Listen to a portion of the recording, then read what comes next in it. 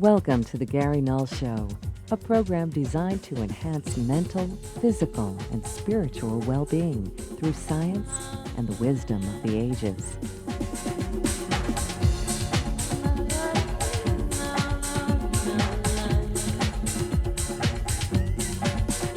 Let us take you on a journey of empowerment. Sit back, relax, and get ready to change your life for good.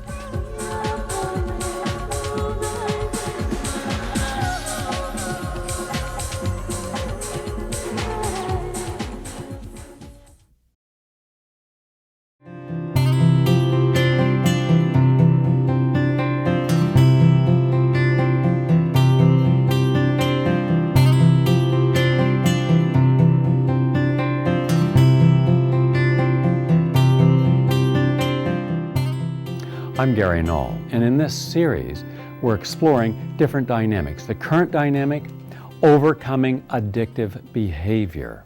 Almost everyone that you're going to see in this country has some form of addictive behavior. The problem is that we only think of addiction like alcohol or drugs. Well, what about working? What about being a caregiver? What about being a whiner, a moaner, complainer? How about the person that shops, the person that spends money they don't have, creates debt they shouldn't be responsible for? These are also addictions. How about the person that needs to succeed? We have 10 million millionaires. We have 975 billionaires. How many of them are happy? How many of them could stop today and say, I don't need to do another thing the rest of my life. I don't have to be any place the rest of my life. I am absolutely in the moment. Do you know any? I don't. Now, all of us have heard of the 12-step programs, and they've helped many people. But I believe that the 12 steps are not enough. And I'll tell you why. I've had friends and family members that I've gone to these 12-step meetings with, and they'll stand up and say, I'm an alcoholic, or I'm a drug addict, and I'm thinking, hold on a second. That means you're a disease. If you stand up and say, I'm an alcoholic or a drug addict or whatever it may be, in Buddha's way of thinking, you're playing into the source of the problem. You're identifying yourself. Now, I understand it's important to not be in denial. If someone is an alcoholic and he is in denial and not facing the problem, that's itself a problem. But the way you proceed from that is it's a good point. To play the identity game and buy into that identity cannot be the most effective way to deal with it. In the Buddhist therapy of letting go of identity and coming into a deeper connectivity. It saves lives. It helps so many people to stay sober. I have to give them credit. There is a problem I have with them. And that is, a person gets up and says, hi, I'm Jim, I'm an alcoholic. Jim is a father, he's a son, he's a brother, he's a friend. There are so many things that this Jim is. And yet he reduces his identity to one thing. I'm an alcoholic. And they carry that identity. And that identity also, I find that holds them back to where they actually started. When, how they started drinking and why they started drinking and all the reasons and all the resentments. Why couldn't we just get up and say, I'm Tom, and I made some inappropriate choices in my life. And I just kept recycling those inappropriate choices until one day I ended up hurting myself and other people. But before I got to that point, it felt good. The drugs I took gave me an altered state. The things I ate, the big chocolate cake, where were the calories going to go? On my belly, my butt, my thighs. But it felt good while I was doing it.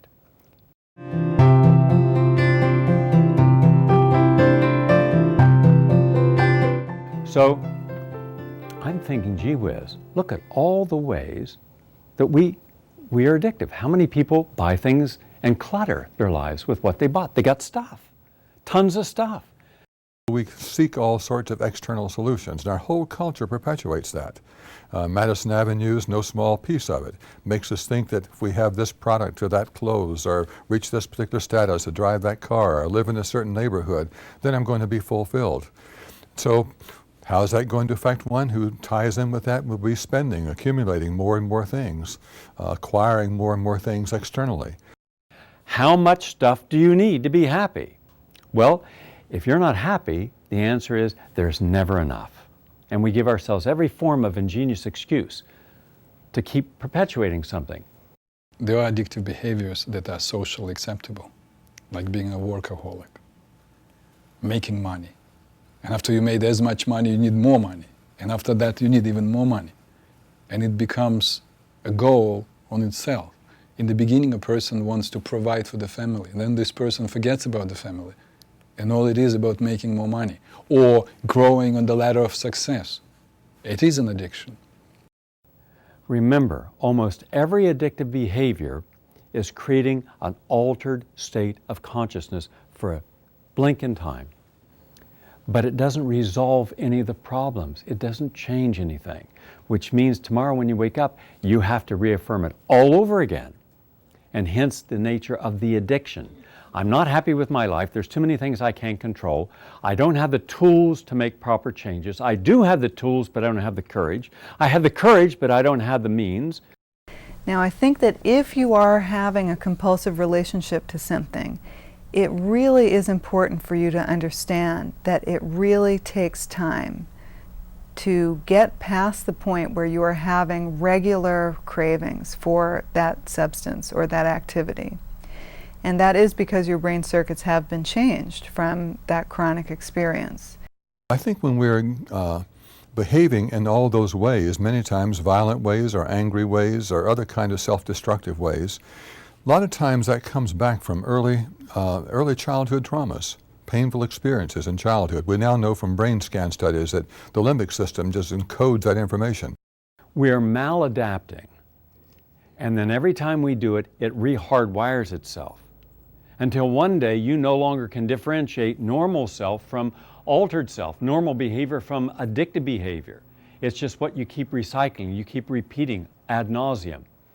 But inevitably, every single form of addictive behavior ends up where you crash and burn. And frequently with the people who are most in love with you as a human being, your mother, your father, brothers, sisters, aunts, uncles, best friends, who are watching this process and have really no power to change it. But the good news is that if you can get support and do whatever you need to do to stay abstinent or sober on a daily basis, that in the long term your brain circuits actually will change, you will crave that behavior, that substance less, and your ability to experience pleasure and reward from other natural things will be increased. Even people get up in front of a group and say, I'm no longer on alcohol, doesn't mean that they are not still with an addictive personality. Well, giving up an addictive substance doesn't mean we're free of the addiction. There was a book written decades ago called The Dry Drunk, which really speaks to that issue, because you still have all the personality dynamics that you had when you were drunk. You just don't have the alcohol there at the same time. There may be any number of feelings on a deep level that addictive behavior was covering up. So in addition to staying abstinent, I think that it is absolutely critical to address some of those underlying dynamics, because they're still there. They're in the brain circuitry that regulates your emotions, and if you don't address them, they're going to keep exerting a pressure on you to go back to that activity or that substance that will then relieve you of the pain. How many of them then go drink coffee with sugar, or they walk around perpetually angry? I can tell you I've met a lot of people who aren't drinking or doing drugs, but they're angry. There's no happiness, there's no joy. And yet that's supposed to be part of it. Well, clearly, if all these programs worked, and all the tens of millions of people who've been in them have tried, then something's missing. Why not be honest about something's missing? Why can't we just say these programs work to a point, but there's a missing piece to it? Instead of saying, oh, okay, there's something wrong with you, instead of something wrong with the way that we approach all this stuff. Well, the 12-step programs are really very beneficial to a lot of people in stopping their use of alcohol and drugs. One thing occurs to me first. The first step is an important one, but for me it needs to be revised. Instead of I am powerless over alcohol or drugs, to think of it more as the little I, the little ego self, not the I that has this abundance of power inside ourselves. So we get confused as to who we really are. And it's that little I that's been powerless, and that's why we need to surrender to a higher power, but that higher power is not outside ourselves, it's a higher level of consciousness inside ourselves. Another thing I think that is unfortunate, it's delayed I think until the 11th step or something in the program, is the meditation. Because if one practices meditation, one begins to find a way of soothing oneself, of calming oneself, of modulating one's emotions much more completely. And many people in the 12-step programs never get to the 11th step. And so therefore it gets ignored so much of the time. They might get to the second, third, maybe fourth step if they're working the steps. But most never get to the place of practicing a meditation. Meditation for centuries has been used for the discovery of the higher self. Yogis of antiquity found that their average rate of breathing was 21,600 times a day, which is approximately 15 breaths per minute. One of the most important techniques to reduce the rate of breathing is the use of sound, the mantra. We call them inner tuning sounds. And I teach my students how to vocalize those sounds, which in turn not only helps them breathe from their diaphragm, but it also brings them a great deal of mental calmness and pleasure and ecstasy. Another thing I wish could be included is the whole thing of releasing effects of traumas, which I wish would be not only in 12-step programs but in rehab programs, because if those are cleared out with these newer methods that are now available, then they aren't there fueling the need to have to grab onto something else to soothe or medicate ourselves. Virtually all addictive behavior is gotten to by first being out of balance. So where are we out of balance? I believe that we live with a lot of myths about what is balance and what is not balance. For example, our bodies. How many people don't like their bodies? And they don't like their bodies, so they go on all kinds of efforts to try to get their body the way they want to be. For some it's cosmetic surgery, for others it's Botox, for others it's excessive exercise. I see people, I live on the Upper West Side of Manhattan, and there's a health club there, and you can see people at night running on and I don't see happy people. Have you ever watched them? Really angry, determined people. I gotta get this, I gotta get my thighs, Why? When I find myself attaching importance to things that ultimately don't make me happy, I have to really question, what am I focusing on? You should do things you find joy in. And you should find that what you're doing makes you feel good about yourself, because you're bringing balance back into your body.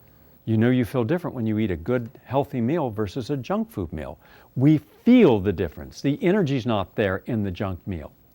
Your blood is thick, your body's constipated, you're bloated, you're gaseous, you're toxic. And then when you eat healthy, you feel clean and energized. So that creates balance, that creates imbalance.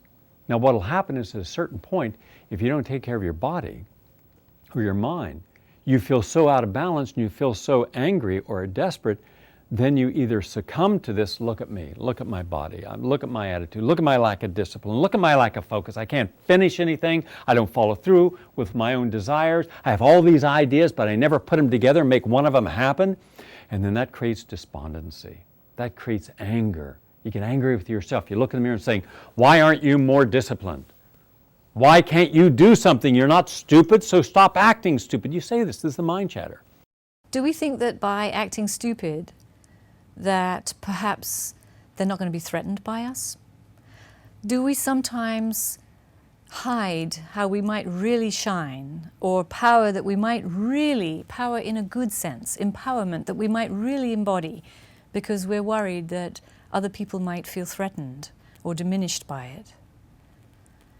I think sometimes recognizing the fear of the loss in the other makes us act stupid, and we end up losing. we all end up losing in the long run. I think acting stupid doesn't work. Sometimes acting the way we really might truly feel and speaking up about it might cause a problem in our relationships. People might not like what we're saying. People might resent what we're saying, disagree with what we're saying or what we want to do. But perhaps they'll find a new position within that shift that really works better for everyone.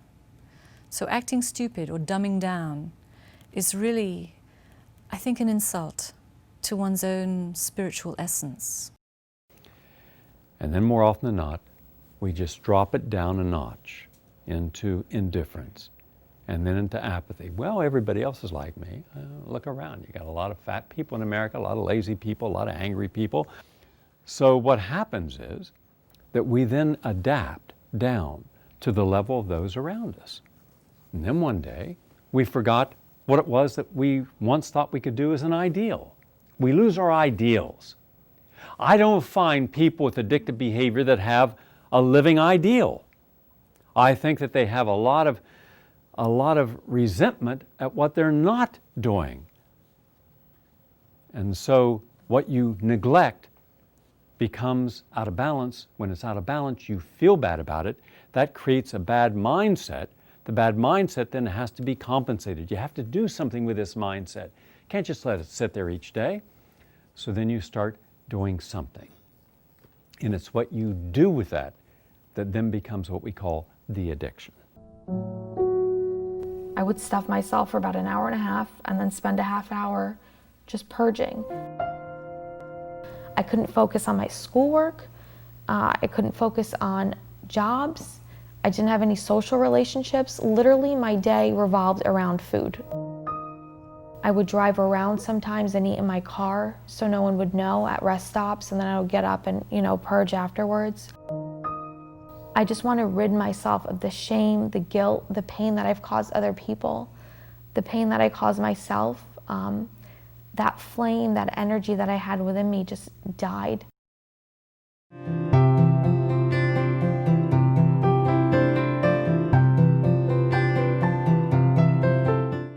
Some people just want to escape it. I'm so angry with my life. I'm so disappointed. There's so few things I can actually control. I'm just going to spend a lot of time drinking. I'm not going to get drunk, but I'm going to get buzzed. Therefore, I can say things I wouldn't say otherwise. I can tolerate stuff I wouldn't tolerate before. I can find unfunny things funny, and I can slur all over my shirt, and nobody will pay attention if they're the same way. By that point, depression is right beside you. So you see depression and addictive behavior frequently going hand in hand. Well, a lot of things cause depression. When we're depressed, we become obsessed with ourselves. It's a real self-centered focus. Me, me, me, me, me. I treat depression as an addiction. That is depression to misery. What is depression? It's most of the time a person is stuck on the past. Another very important, wonderful way to ease ourselves from depression is by doing what it's called the Nikon exercise. It was developed in Japan. It's so simple, but it's so powerful. In Nikon, you make a careful list every day, at the end of the day, a half an hour. What did I receive today? And very carefully, you list every single thing you receive, because when we're depressed, we feel like nobody loves me, no, I don't have anything, I'm deprived, nobody wants me. Remorse, something didn't happen, something a person was dreaming about and it didn't work out, or he or she was mistreated by his or her parents. It's all about what has happened. So you list and you become very shocked at all the things you receive during the day, very carefully. A phone call, a wonderful meal, this, we just begin to list it. Then you list, and what did I give today? Now, I usually think we're so burdened and we're depressed, we're giving so much, we're getting so little. But when we look at this list, it's, oh my God, what did I give today? And then the third question is, what trouble or pain did I cause today? Not what trouble or pain was caused to me. It's not for producing guilt, but usually we're depressed because we think everyone's hurting us and blah, blah, blah. But we turn it around, we balance that mind. What did I do? What trouble or pain? We become more sensitive to others then, and we immediately also find a way to correct whatever we did. Rather than be guilty and depressed, we say, oh, I did that, let me correct it. The most common thing I've found that causes depression is what we cannot control. What's outside of our capacity to control the outcome. When you can't control the outcome of something, more often than not, you're going to be angry by it, and what that anger then breaks down in time into apathy, apathy to depression. Sometimes getting someone angry is actually an improvement over having someone depressed, because depression is immobilizing and anger at least has movement. When you're doing the right things in your life, when you're happy with your life, there's no need to do anything that's destructive. So you want to synchronize with what is in balance. You know what it's like to synchronize with others when you're out of balance. The people you would allow in your life, you would never allow. The things you would tolerate, you would never tolerate. The things you would eat and do and drink, and you would never do.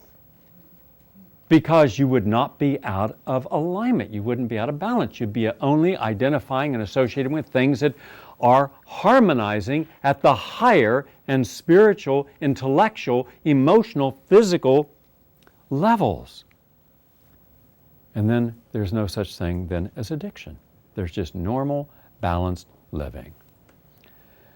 So when I look at people's ideas about money, that they have to have so much in order to be happy, it's not true. I can show you some of the happiest people in the world who are not wealthy.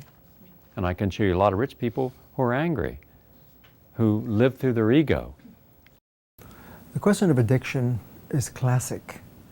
And if you take Buddha's teaching, for example, where he saw that ego is an addiction, ego is suffering, and we're attached to it because it's what we take to be real. It's our ID, it's our life itself, we think. And he tried to help us see with his Four Noble Truths that unless we could step back and realize that our suffering and dysfunction is caused by egoing, and to rehabilitate our minds, we have a choice, and we could rehabilitate. In our society today, it is not your character. It is not the quality of your heart energy, your sense of giving, community service, benevolence. It is your sense of excessive exaggeration, of almost being an exhibitionist. So the house, the clothes, the money, that's a form of exhibition, like pay attention to me in this moment. And that's not going to help anyone. It's not going to help the person, because we pay attention to people like that, and then next second we got to pay attention to someone else, then someone else, someone else. And you'd think, my goodness, can't we see that drawing attention to yourself for excess is never constructive? It's never good. If anyone should ever pay attention to you, it's because you're a wonderful, loving, kind, thoughtful, joyful, happy, positive person. That's why we should have someone in our life, not because of excesses.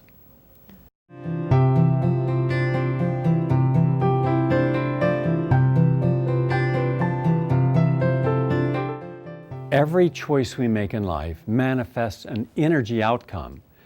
That means that if I choose to be happy, I surrender the energy of being sad. Positive, I surrender negative. Now, we can only become imbalanced when we neglect balance. It's very obvious often that many of the syndromes and symptoms and complaints and even life difficulties people are having are simply a matter of imbalances, which they themselves are, to a certain degree at least, if not in the main, causing to themselves. Like through unskillful work habits, sleep habits, ingesting chemicals, or just living in an imbalanced way. So when I neglect the right diet, right thoughts, the right actions, the right time, using my time so I don't imbalance it. If I work too hard, I've imbalanced it. If I don't focus on what's important to me, I imbalance it. If I don't pay attention to my pets, I imbalance it. If I don't pay attention, let's say if I were married, to my loved one, I would imbalance it. I smoked marijuana, cannabis, pot for 40 years.